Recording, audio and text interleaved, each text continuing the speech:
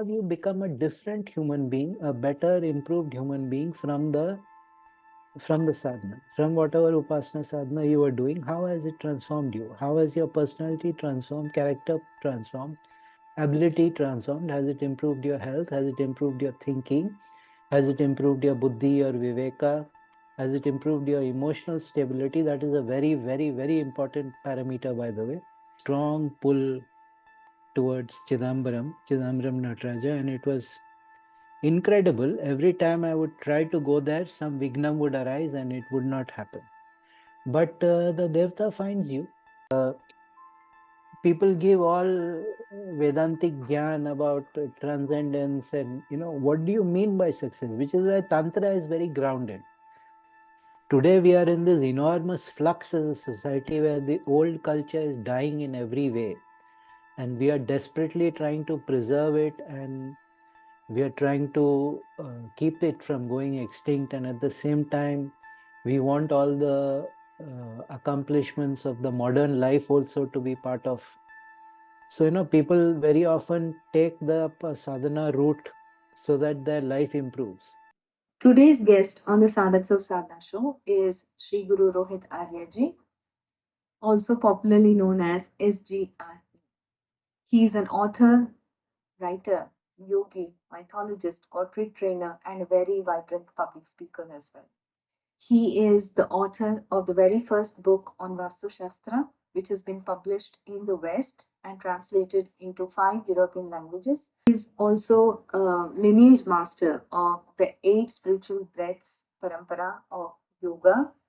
He also leads the Ka Sangha meditation group and the Integral Space Meditation Circle every week. Today, he joins us to share his own experiences on the path of sadhana. He talks about how he found his Ishta, and he also shares a lot of insights that every sadhak on the path of sadhana has yearned to know at some point or the other.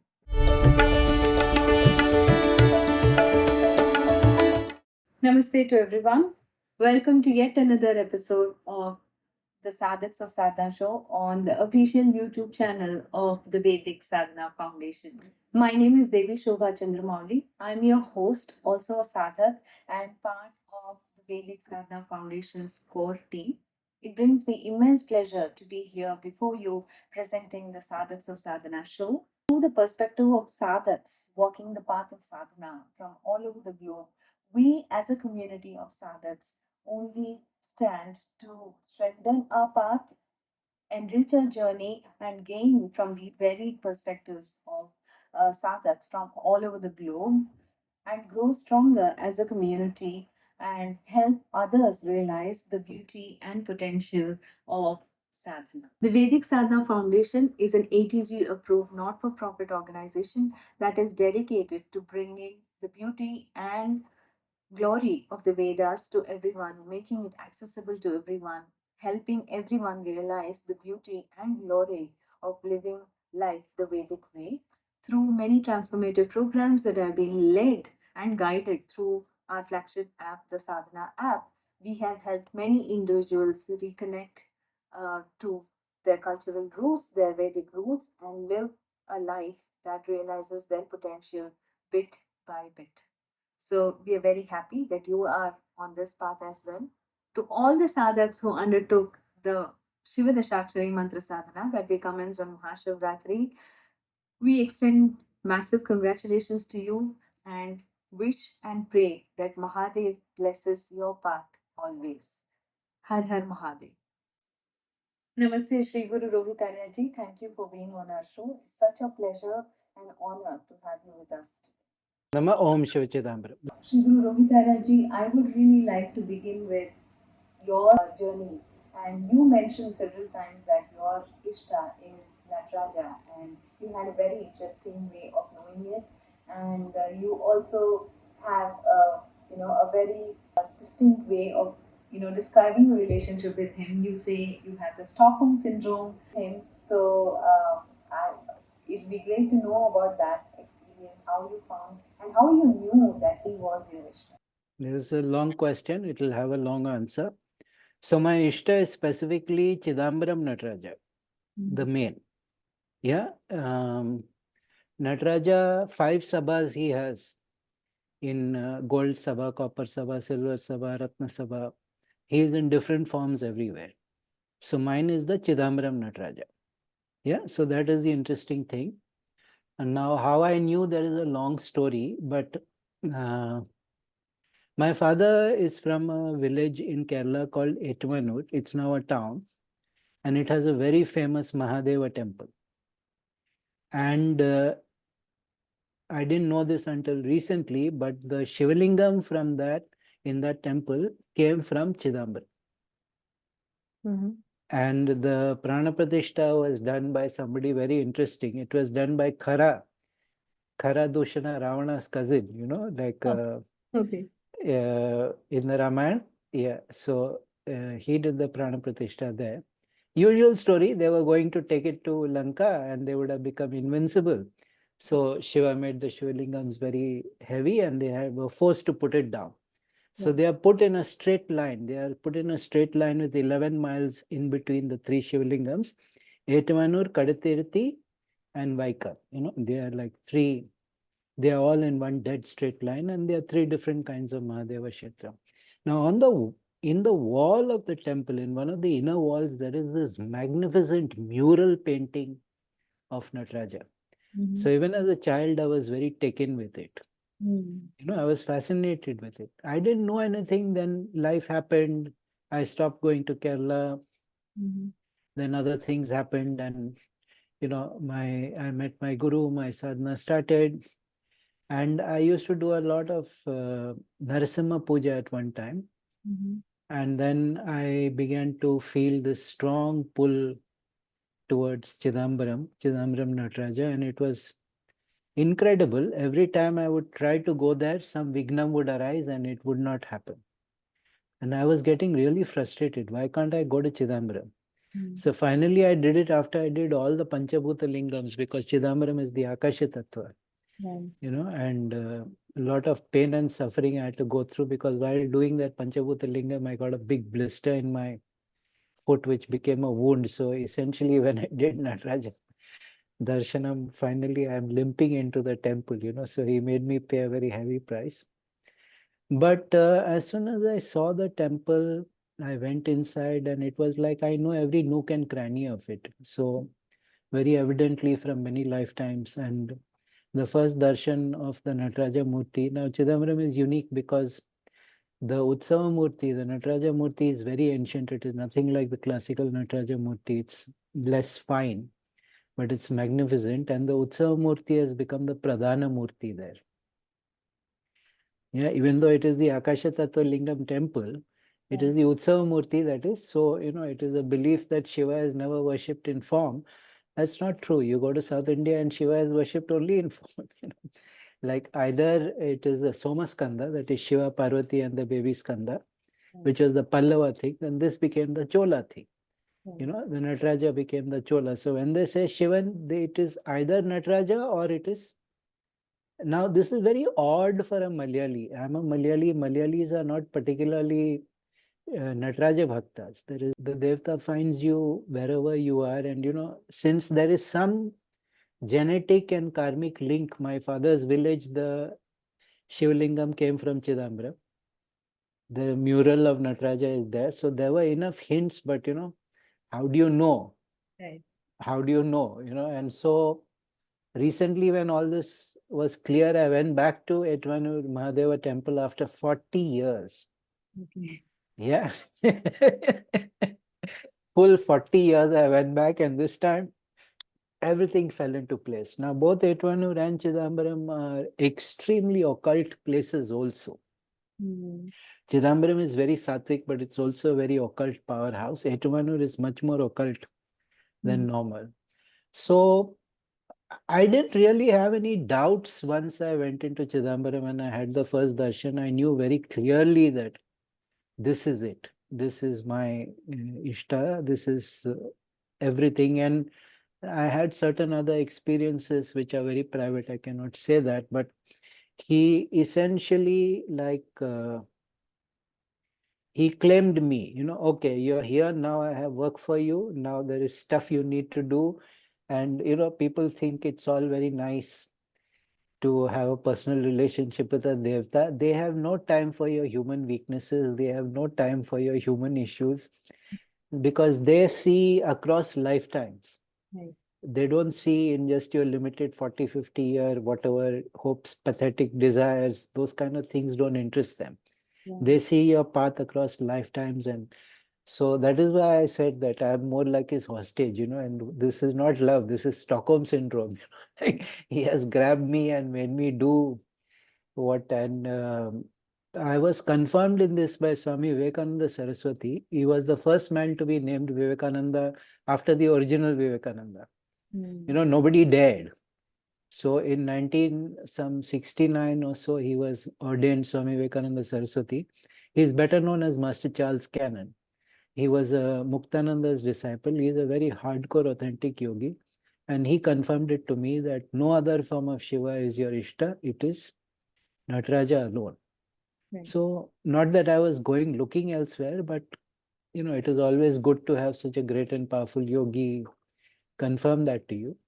So uh, that whole relationship I have with Nataraja, people find it very amusing because, I sometimes say that I fight with him. Sometimes I say I'm angry with him. Sometimes, like, so they're like, what is the nature of this? And I'm like, you don't understand. I'm insignificant. That is God, So the magnitude of difference between us is so vast that anything I say or do is trivial.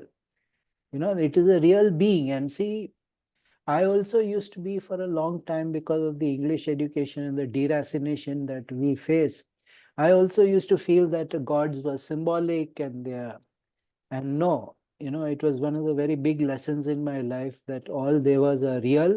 Each deva has their own svabhava. All gods are not the same. So it was a very interesting thing to me to realize that, for instance, Madurai Nataraja is not Chidambaram Nataraja.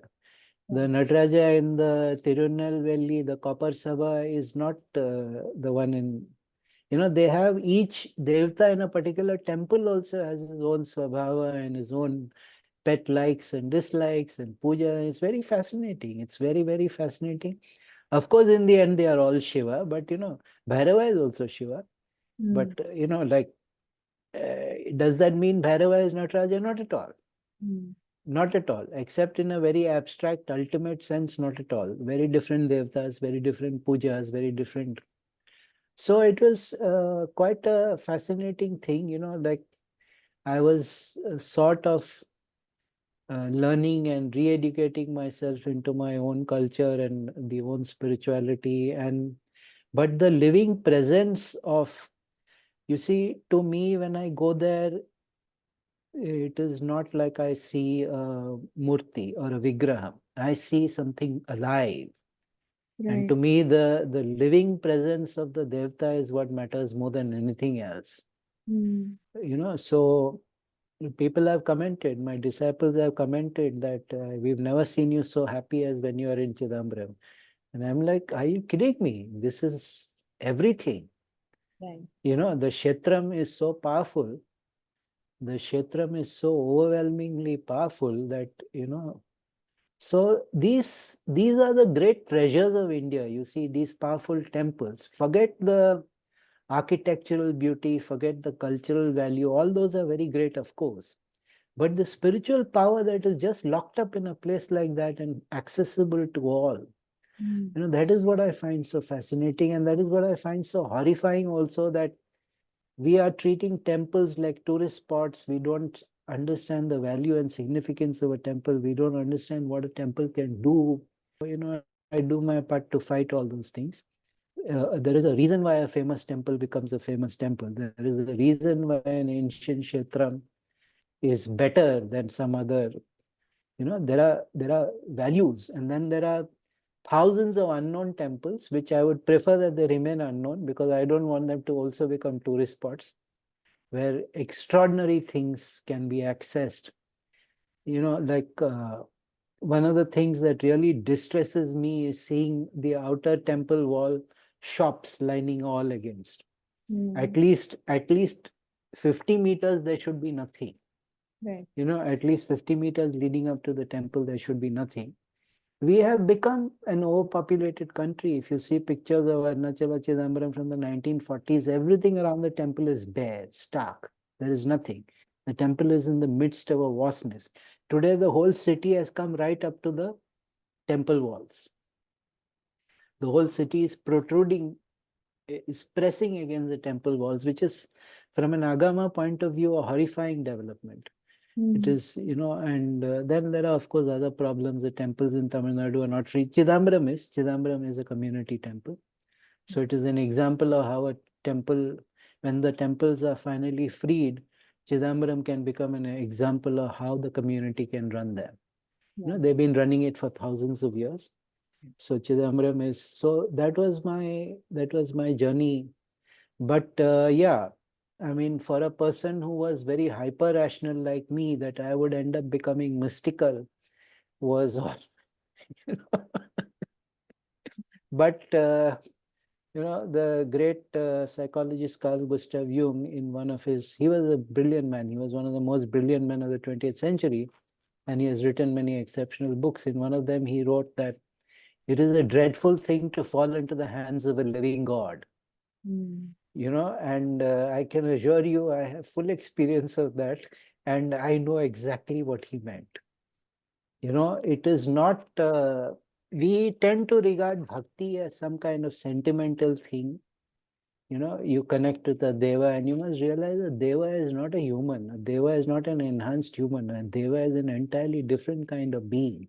Mm. And, we have to learn how to interact with them.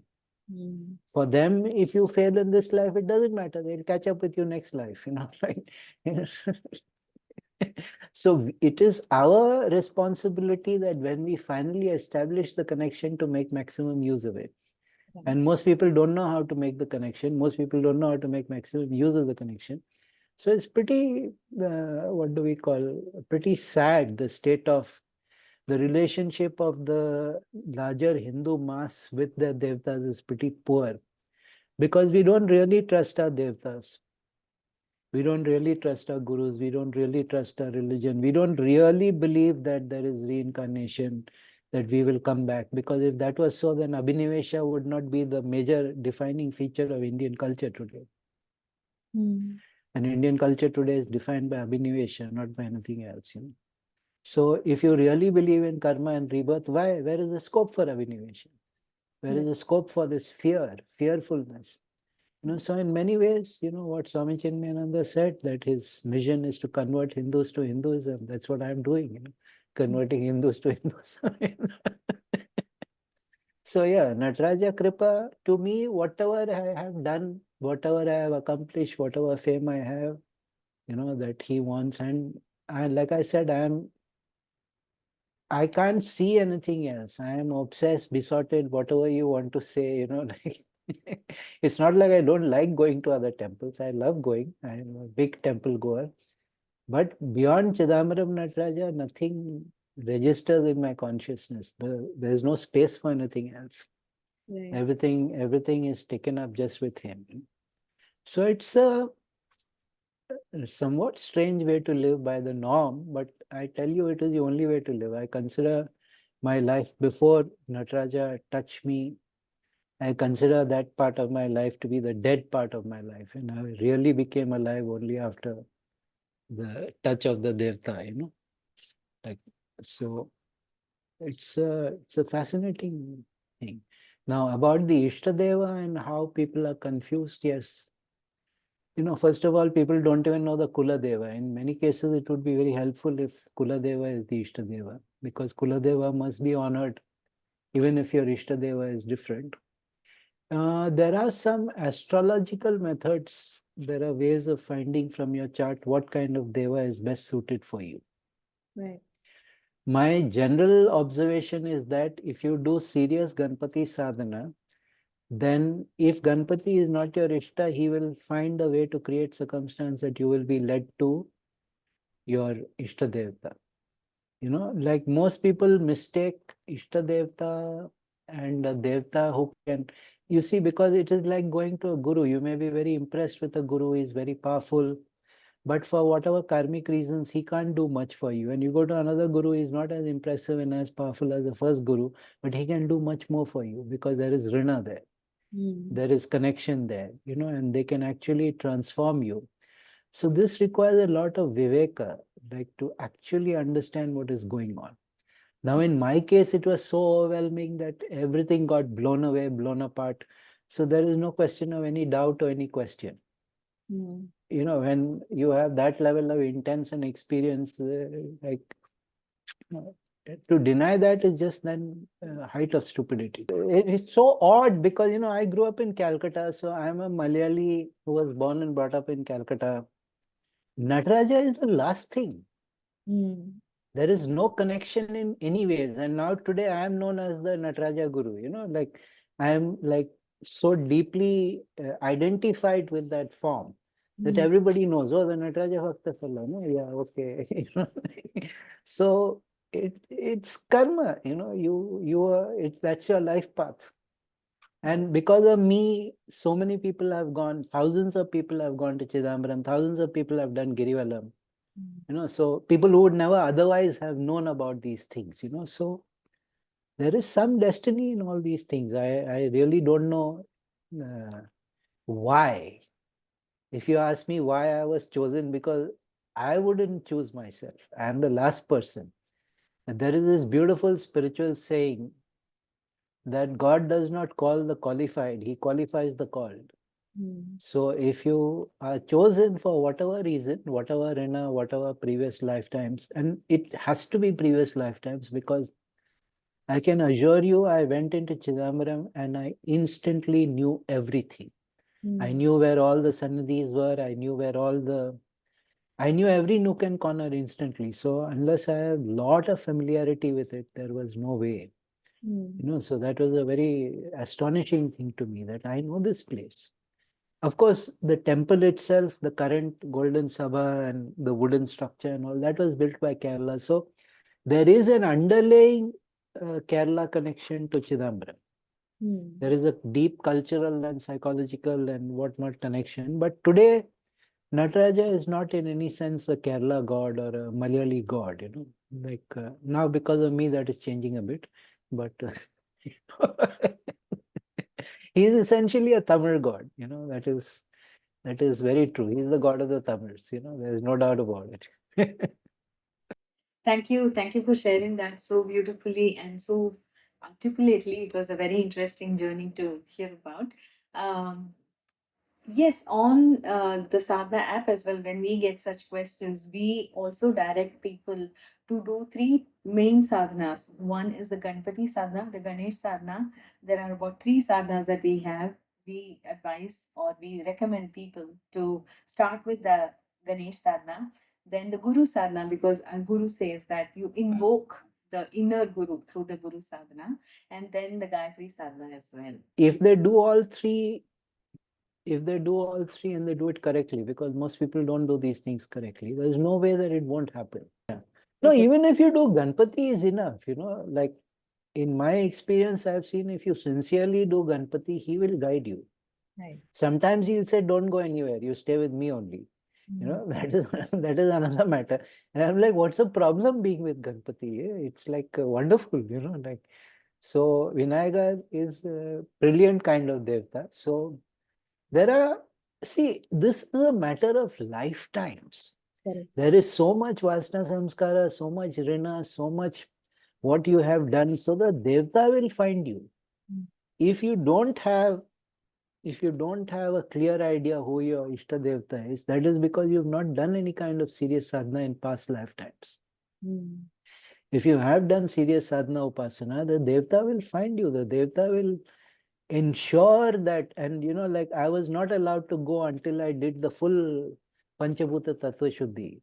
I had to go to all the temples, all the Shivlingams, the earth, water, fire, air. Then only I was allowed to step into Chidambaram.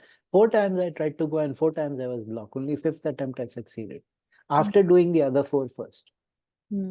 So, there is certain setting that the Devta decides.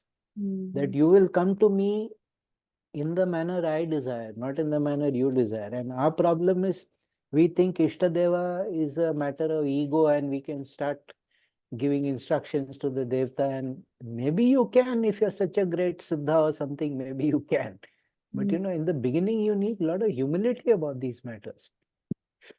You need to understand that a Devta is outside your comprehension. A Devta is literally beyond anything that your human mind can process. Right. If it is a real Devta, otherwise it is just projection, imagination, delusion, all those kind of things. Which brings me to the next question. How do we know that we have accomplished some siddhi? See, if it is a Tantra sadhana, it is very simple because the siddhi of the Tantra sadhana, the phalam of the siddhi Tantra sadhana is very clearly and explicitly mentioned. We are doing this sadhana for this result. So if the result has not happened, it is not fruitful. It's very clear. I would say results matter, results count. How have you transformed after doing? Like you did the sadhana, you finished it. How have you become a different human being, a better, improved human being from the sadhana, from whatever upasana sadhana you were doing? How has it transformed you? How has your personality transformed, character transformed, ability transformed? Has it improved your health? Has it improved your thinking? Has it improved your buddhi or viveka? Has it improved your emotional stability? That is a very, very, very important parameter, by the way. Our guru also says that the only way you realize that your sadhana has been fruitful is through extreme self-awareness. Are you being kind? Are you being more self-aware? Are you feeling the transformation? Are you thinking in a different way? And the only way to feel or to make sure that your sadhana is working is to see a change in yourself. The personal transformation has to speak for itself, and you will be the first to know. If you're doing any kind of sadhana upasana, then it should improve your emotional stability. You shouldn't be fluctuating and feeble in your mind. And does it improve your health? Does it improve? And then you can see the result you have on other people. If you're doing a serious sadhana, you can see that the personality transforms. The person becomes magnetic. The person becomes attractive. People sense there is something in this person that is out of the norm, out of the ordinary. So, but also, what do you mean by success? Like Tantra is like, this is being done for this result. And you either have that result or you don't have that result. When you have all these vague, inchoate, unformulated notions of I will become universally loving, and all those are just what do you call self-delusions in a sense. So also it is very incumbent on the person doing a sadhana, why are you doing this?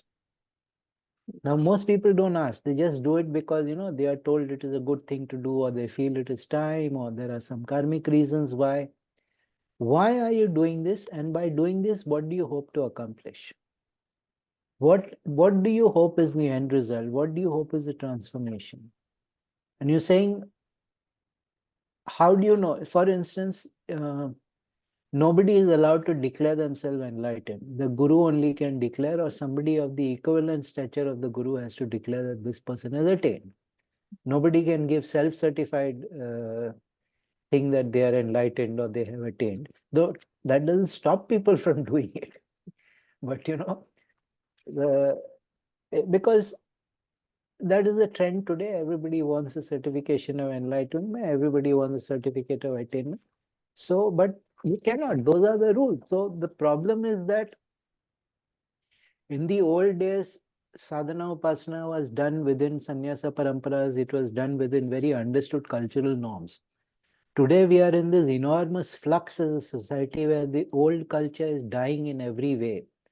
And we are desperately trying to preserve it, and we are trying to keep it from going extinct. And at the same time, we want all the accomplishments of the modern life also to be part of. So, people very often take the sadhana route so that their life improves, which is not a wrong attitude, but then very often when the life improves, the sadhana is abandoned. Right. Yeah, so anything which starts up because a dire situation caused you to begin it, as soon as the dire situation goes, it is also abandoned. So that is not a helpful thing in the long term. Of course, the fact that you have now created one samskara of sadhana will carry forward into the next life. And whoever the devta who was behind that sadhana upasana of yours will say, oh, so you think you got away, right? Okay, I'll get you next time. We'll meet again, and that time I'll make you do more. So, you think you escape. I mean, the patience of the devtas is something extraordinary. They, because most people live what, 70, 80 years maximum? That's the average life nowadays. For a devta, that's nothing. That's not even a sneeze. So you've not been doing something, or you started something and you didn't finish it, and like, we'll get you next time. So very often I find people, they start and they themselves don't know why they've started a sadhana. And I know why. It is because whoever the devta was behind that, he is now turning the chabi, or she is more likely she is turning the chabi. That you were supposed to do this and you didn't do this. Now you have to finish it. So it's a very complex story, but I would say results count. What do you assume as results? Most people, like, I don't think you can do sadhana to become super rich, though there are processes and methods for that, but they are risky and they come with certain downsides also. But most people, if you are comfortable in life, if you're healthy in life, if you're emotionally stable, if you're mentally sharp, and in all ways you can quantitatively say that I am living a better life today than I was in the past, then your sadhana is succeeding. And if other people also say the same about you, it must be, self-certification won't do. You see too many people giving self-certifications that they are very great spiritually, and you ask the people around them and they are like, these are talavedanas of the highest order, like they are just headaches, they're just terrible people. That won't do. It may be in very rare cases that a truly terrible human being is also very spiritually advanced because of some odd Vasana samskaras playing out. It may be sometime. Usually that's not the case. So the transformation in personality, especially in calmness, stability, emotional stability is a very important factor. Mental acuteness is a very important factor. Improvement in health, greater acceptance of reality, these kind of, you can see the personality transform in front of you. You can actually see. Now, the other problem is as soon as somebody begins the sadhana, people expect that from now on there will be no temper, no lust, no nothing, which is all absurd. Because those are all waiting to sabotage you when you progress a little bit. Because nature has the habit of testing. How badly do you want? So just when you think I have overcome something, you will find that you have not, So those things, of course, you need good guru, good guide. But if the sankalpa is not coming through, something is going wrong with the process. Something is missing in the process. If it is an authentic process, well laid out paddhatis, and the result is not happening, something is going wrong somewhere, inevitably. I have never yet seen either a Vedic or a Tantric or a yogic process done correctly which does not give the results. Yes. If it does not give the results, it means that something has gone wrong somewhere. And that much humility and that much self-awareness you need. Okay, I made a mistake here. Right. This part I missed. Yeah. This part I rushed through. This part I did not do correctly. So even when people say it is not giving results, I always say define results and be specific. And then they go into vagueness. And I say that won't do. You need to tell me what you mean by results. Then I can maybe help you attain them. How has your character improved? Have you become a person of more Shakti? Right. And you cannot hide Shakti. Authentic Shakti radiates. Right. Om Swami ko hi dekho. Let us take Om Swami as a, Yes. you can't hide that. Yes. You can't hide that here is a top-notch person. You just can't hide it. It just comes off.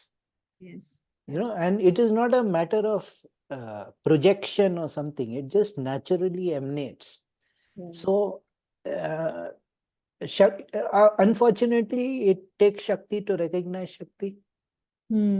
Like people want to do whatever I can do in a temple, they want to do that. And I'm like, you have to have the same level of Shakti. You need to be able to see what is going on in a temple and the kind of occult mystical aspect of a temple. You need to be occult and mystical yourself. You need to have that level of Shakti yourself.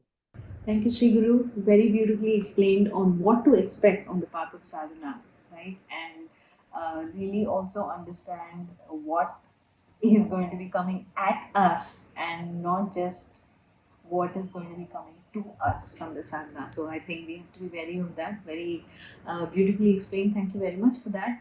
I would also like to bring your attention to some of the things that you mentioned in your writings, where you have said that some things seem to come to you unexpectedly when you need them the most, in the sense that they seem to come to you from another realm. You yourself are not sure where it comes from and how it comes to you, but it is there when you need it, and then you are able to use that knowledge. So, can you talk a little bit about that, please? I don't like to talk too much in public, but it's also untrue to say that it does not happen. Mm. So I call it, this is again Nataraja Kripa. This is entirely something that was gifted to me. The truth is, I never wanted to be a guru. My guru commanded me to start teaching and take disciples, and with utmost reluctance, I never wanted to be. I am a very introverted person, and the thought of being responsible. So I said, Nataraja played a joke on me. He said, "Oh, you don't want children of your own? Don't worry, I'll give you 30, 40 to take care of, just like they're your children." So you thought you were escaping. Yeah, now I'll show you.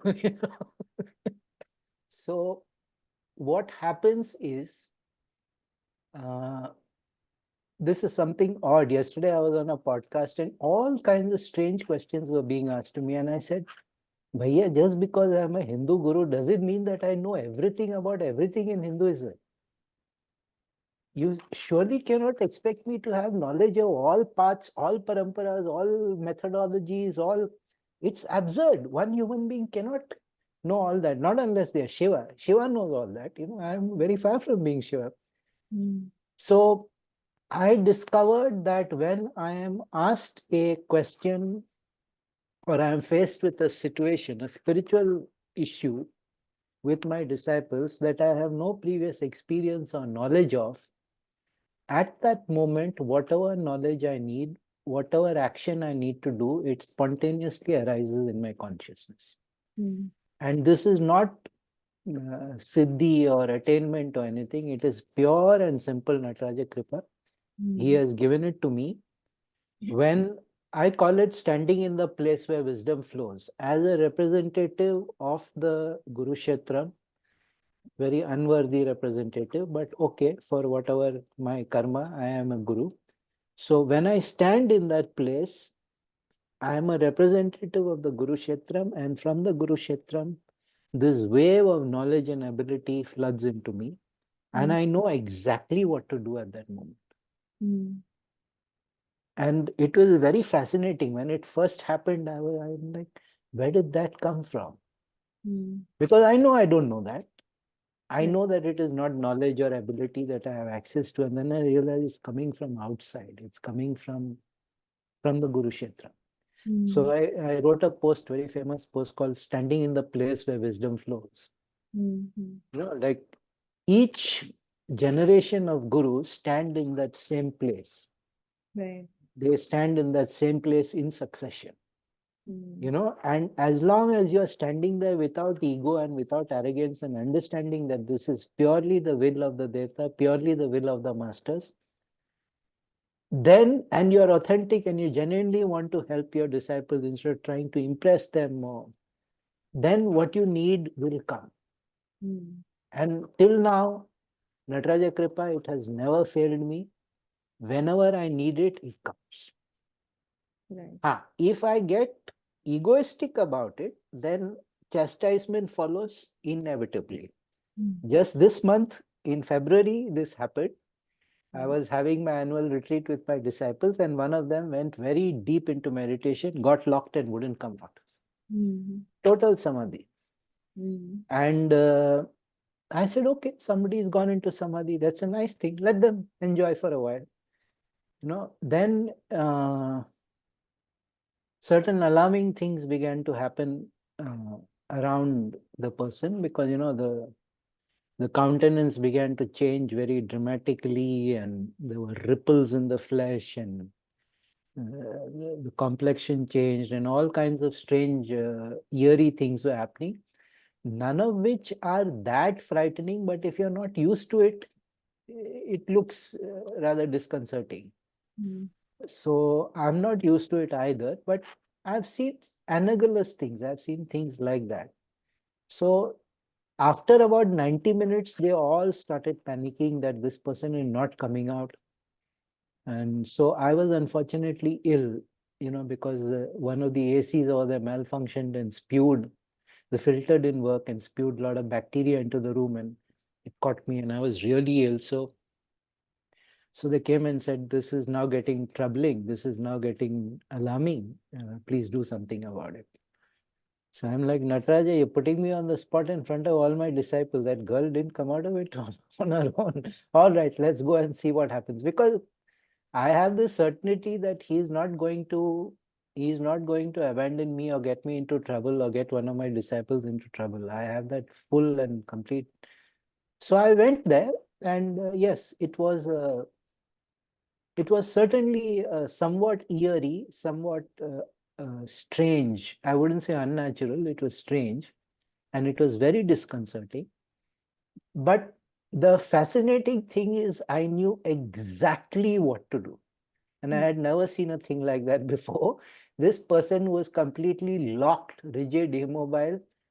2 seconds, the whole situation is clear. Within 2 minutes, the person is moving to the dining room to have dinner, and like, so everybody, of course, that moment I had a little spurt of ego. Arey, wow, I look like a hero in front of all my disciples. So next day, I got a punishment for it. So, I am very open about that. When I goof up, I admit it publicly. I don't mind saying, I got a little spurt of ego that, arey, wow, I look so all front of all disciples, I am this big hero that they're all panicking, 90 minutes of trouble, and I solved it in 2 seconds, like so. Of course, I felt so. It is something that comes, I believe, from Sharnagati and from realizing uh, your role in the whole chain of transmission. That as a guru, you are merely one of the chain of transmission. Right. That you don't count. What matters is the will of the masters, the will of the rishis, the will of the devas. The They lim- want something to come. They want something to be sent forth into the world, and you just become the hollow bamboo through which that shakti flows, that vidya flows. So as long as you can keep in that zone, as long as you can understand that you are just a hollow bamboo, it works. The minute there is ego, of course, it doesn't work. So fortunately for me, the ego came after. It was just a small little spurt of ego, and I got solid whack for it. The very next day, I got solid whack for it. Okay, okay, I understand. It was just one moment of weakness. I was ill. You understand, no, Nataraja, why?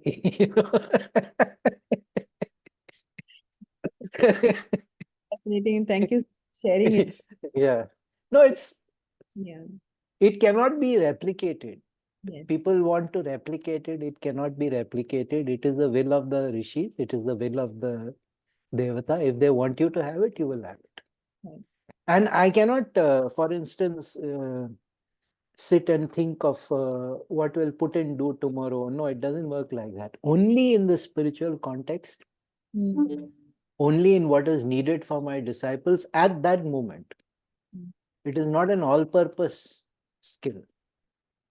It is a very specific skill for my job as a guru. Right. That is why I call it standing in the place where wisdom flows.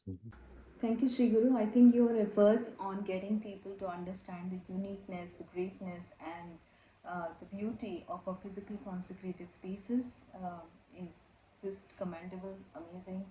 Thank you for all that you do.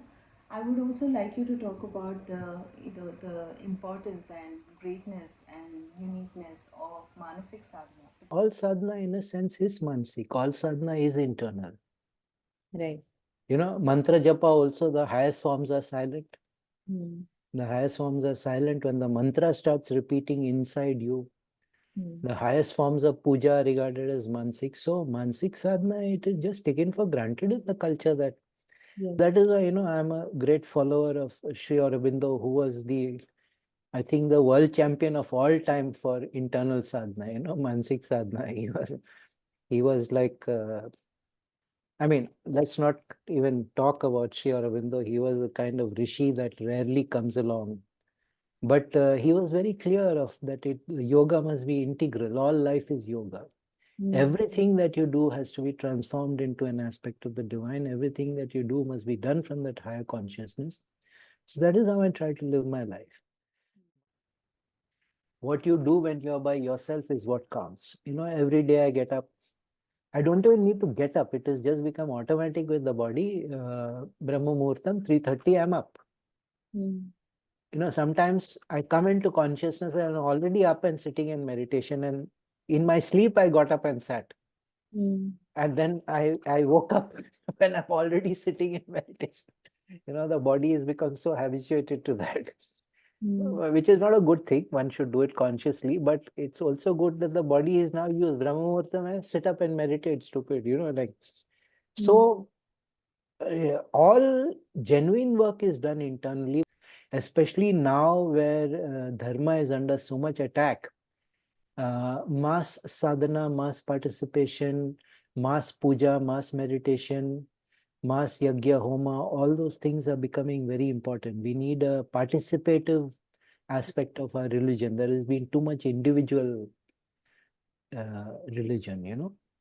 So we need a balance. We need a balance. And I take people to temples and I do homams and all that because I realize the amount of Shakti that is generated by those rituals, and I realize the amount of Shakti that is present in the temples, and we can access.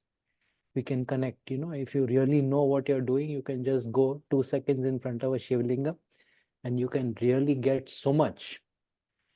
So these ancient temples are just fantastic. We have no idea what level our ancestors were that they made places like this and just kept it for free, and then all they're asking is that we do the pujas regularly, correctly, and keep the Shakti up. Yeah. And even that much is too much for us to do, then, there's really no hope.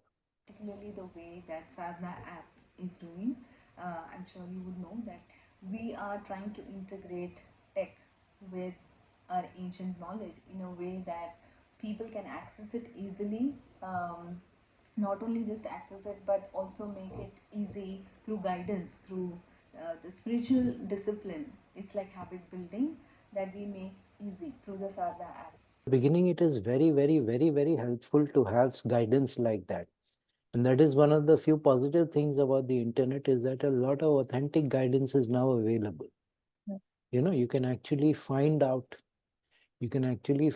So yes, then in the end, it is the effort you put in.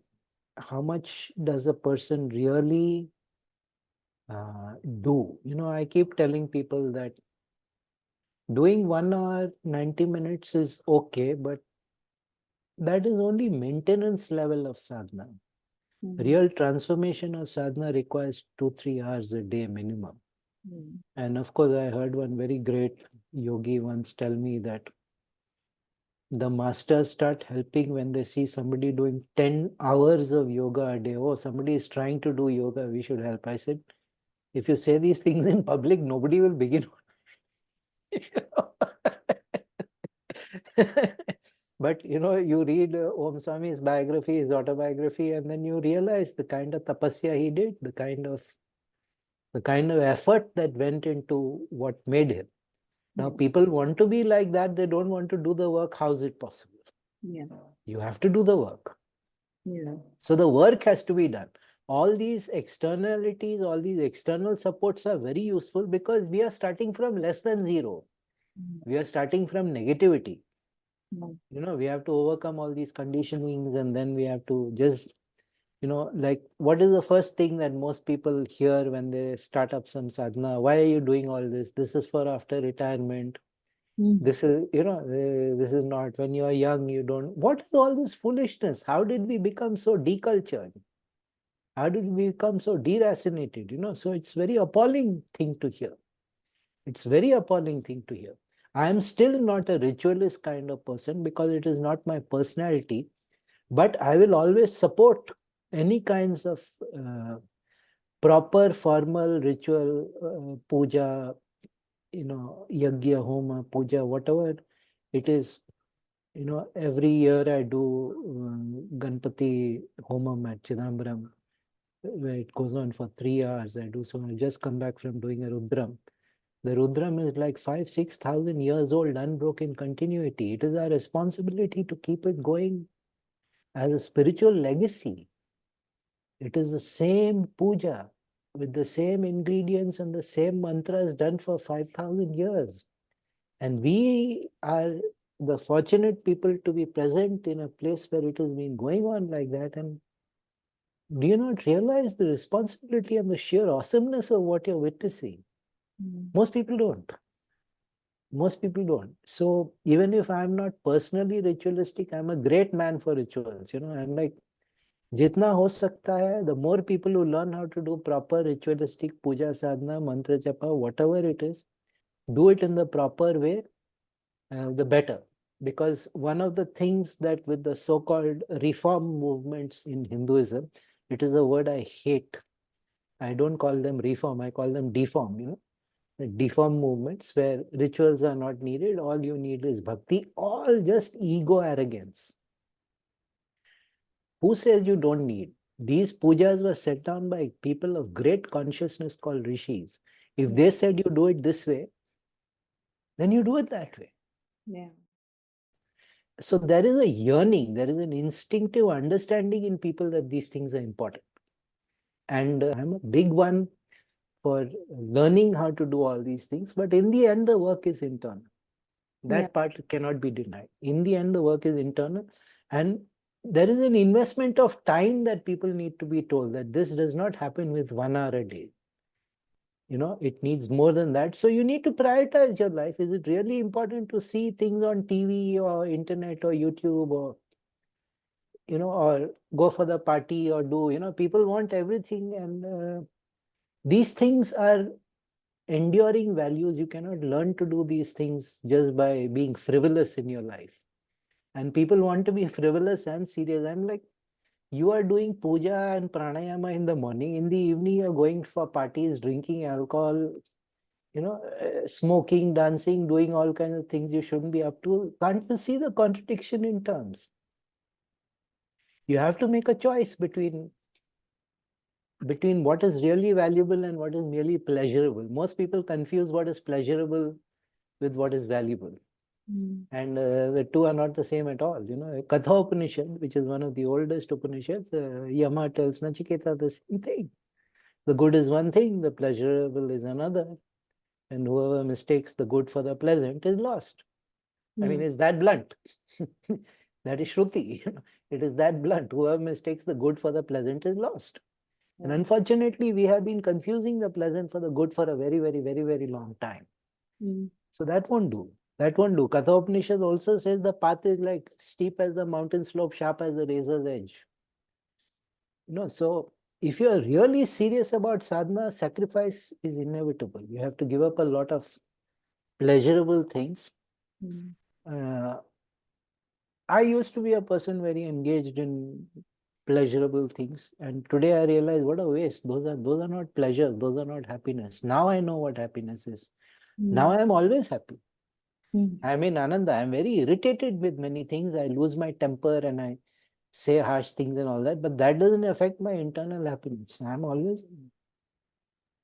Now I really know because now I'm connected to source. Whereas before that, it was all stimulus response, stimulus response, stimulus response. So if you change the stimulus, your response also changes. Yes. That's not real. The other thing also is that it's not just individual rituals, we also guide them on very special sadhanas, almost rituals that are lost to us, like the Navdurga sadhana, which is very, very potent and powerful, that are conducted through the 4 Navratris of the year. We recommend that people do it, and it's all guided on the Sadhana app. We have the Shri Suktam Sadhana. For Mahashivratri, we guided people through the Shakshari Sadhana. So we do have a lot of these sadhanas that slowly uh, is taking root in people's consciousness. Cannot tell you how happy I am to hear this, because we need authentic puja, authentic sadhana, upasana. We Mm. need to revive all of these.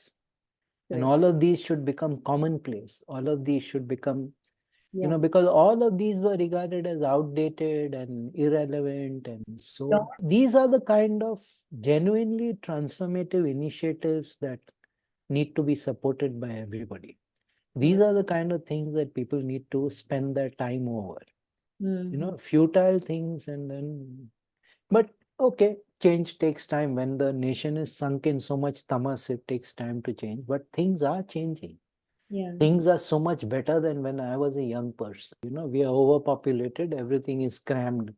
Yes. These temples were never built for a 1.4 billion population. When we were independent, we had 340 million people. We've added 1 billion people Yeah.